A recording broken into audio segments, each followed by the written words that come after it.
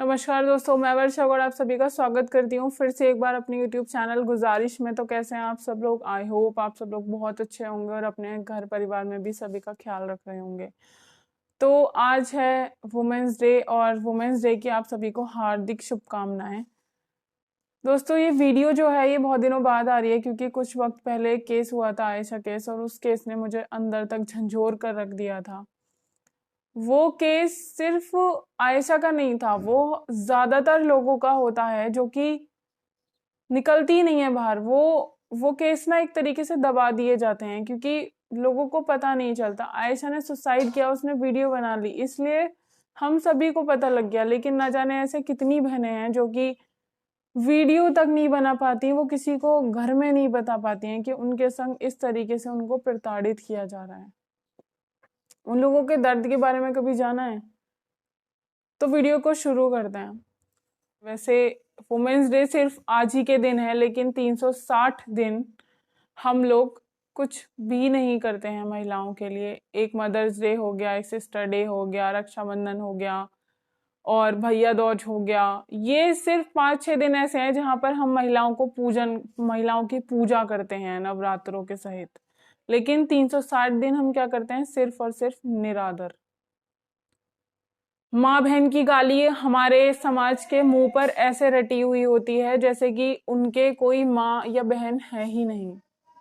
और गाली देना वो अपने आप को बहुत एक उच्च कोटि का समझते हैं अगर वो माँ या बहन की गाली देते हैं तो।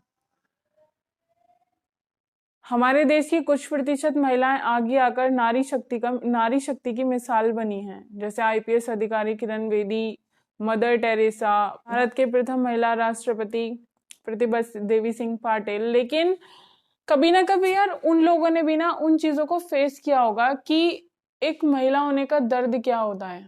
चाहे वो समाज का हो, चाहे वो उनको प्रताड़ित किया गया हो किसी भी तरीके से, या फिर गलत निगाह से देखा गया हो, या उन पर कोई भी पाबंदियां लगाई गई हों, लेकिन उनके साथ कभी ना कभी जरूर हुआ होगा।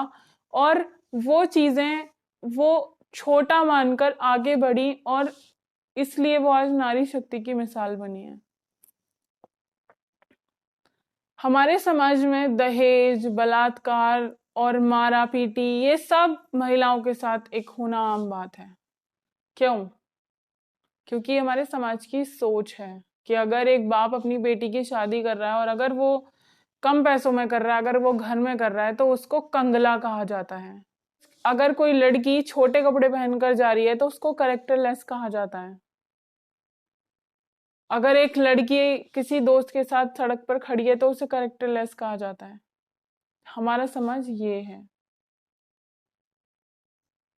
अगर घर का बेटा 10 बजे तक बाहर है तो वो एक सही बात है, लेकिन अगर घर की लड़की 8 बजे के बाद बाहर है तो उसके जाने आने पर रोक होगी। उसको स्कूल नहीं जाने दिया जाएगा, उस पर रोक टोक की जाएगी, भाई उस पर नजर रखेगा, पिताजी उस पर नजर रखेंगे। ये चीजें क्यों? क्योंकि कहीं ना कहीं हमारे समाज की सोच ही है। अगर लड़की ने दुपट्टा नहीं डाला है तो वो लड़की सही नहीं है। दुपट्टा नहीं डाला है वो उस लड़की की मर्जी है, लेकिन आप उसे किस निगाह से देख रहे हैं ये आपकी नजरों की कमी है। आज भी 90% महिलाएं हमारी उत्पीड़न का शिकार होती हैं और वो रोज खुद को कोसती हैं कि उन्होंने एक बेटी बनकर क्यों जन्म लिया। काश वो बेटा होती, नाकारा होती, निकम्मा होती, लेकिन माँ बाप की प्रिय होती। नाकारा निकम्मा बेटा होना एक बेटी होने से लाख गुना बेहतर है मेरे हिसाब से। मैं आपको अपनी सोच बता रही हूँ और ये वीडियो सिर्फ मेरी फीलिंग्स है, मैंने कोई स्क्रिप्ट रेडी नहीं की है इसके लिए। और मैं सच बता रही हूँ आप लोगों को, इसकी शुरुआत ना घर से होती है। एक जो बेटी होती है उसको पिताजी उसका फोन चेक करते हैं, उसके कपड़ों तक पे निगाह रहती है और उसको आगे पढ़ने नहीं दिया जाता। 18 साल के बाद ही उस पर शादी का एक प्रेशर आ जाता है कि हमें शादी करनी है इसकी। ग्रामीण समाज के लोग इस चीज को ज्यादा मानते हैं कि 18 साल का होते ही तुरंत उसकी शादी कर देनी चाहिए। मैं आप लोगों से एक बात कहना चाहती हूँ कि समाज के दबाव से या फिर रिश्तेदारों के दबाव से कभी भी अपनी बेटी की शादी जल्दबाजी में मत करो। उसको मौका दो कि अगर वो अपनी इच्छाओं को पूरा करना चाहती है, वो अपने सपनों को पूरा करना चाहती है, तो जब तक उसकी शादी की इच्छा ना हो तब तक आप लोग शादी के लिए मत कहिए, क्योंकि जिंदगी आपकी बेटी की है। क्योंकि अगर आपकी बेटी की कल को जिंदगी खराब होगी तो समाज नहीं आता पूछने के लिए, रिश्तेदार नहीं आते पूछने के लिए। सिर्फ रिश्तेदार उनमें से होते हैं कि अगर आप लोग बढ़िया से बढ़िया दावत, पिता ने अपना मकान बेच दिया, कर्जा ले लिया और दावत दी बहुत अच्छी के 4 लोग बात ना बनाए, लेकिन 4 लोग सिर्फ उस दावत को 4 दिन तक याद रखते हैं। ये नहीं याद रखते कि एक बाप ने अपनी बेटी के लिए, बेटी की शादी के लिए, दहेज देने के लिए इतना कर्जा ले। वो महिलाएं अपने आप को रोज कोसती हैं कि यार हमने एक महिला होकर क्यों जन्म लिया, हम एक औरत क्यों हैं। पाप किया उन्होंने एक लड़की के रूप में जन्म लेकर, एक बेटी के रूप में जन्म लेकर। उनको रोज कोसा जाता है कि अगर उनकी जगह कोई बेटा होता वो बहुत अमीर हो गए होते, क्योंकि उन्होंने बेटा नहीं एक एटीएम मशीन को पैदा करना था, जो कि हुई नहीं। बेटी हो गई जिसको देना पड़ेगा, वो केवल आप वहां पर देना पड़ता और वहां पर लेना है, तो इसलिए वो खुद को रोज कोसते रहते हैं कि भगवान जी ने हमें बेटा क्यों नहीं दिया।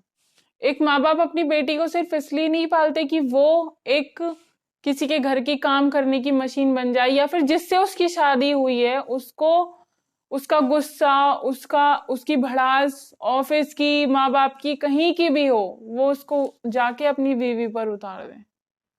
इसलिए नहीं होती। अगर एक आदमी एक औरत को सड़क पर बेइज्जत करता है, गाली देता है माँ बहन की, तो वहां पर एक मर्द है, उसका हक है। लेकिन अगर एक औरत गाली दे दे तो वहां पर क्या है, ओ औरत गाली दे रही थी, तमीज ही नहीं है बिल्कुल भी, सड़क पे गाली दे रही थी अपने पति को।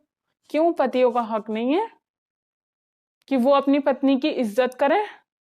या सिर्फ पत्नी के ही जिंदगी में लिखा हुआ है कि वो बच्चों का सहे, और उसके बाद पति का, माँ बाप का, सबका सिर्फ पत्नी के हिस्से में, एक बेटी एक औरत इनके हिस्से में ही होता है क्या?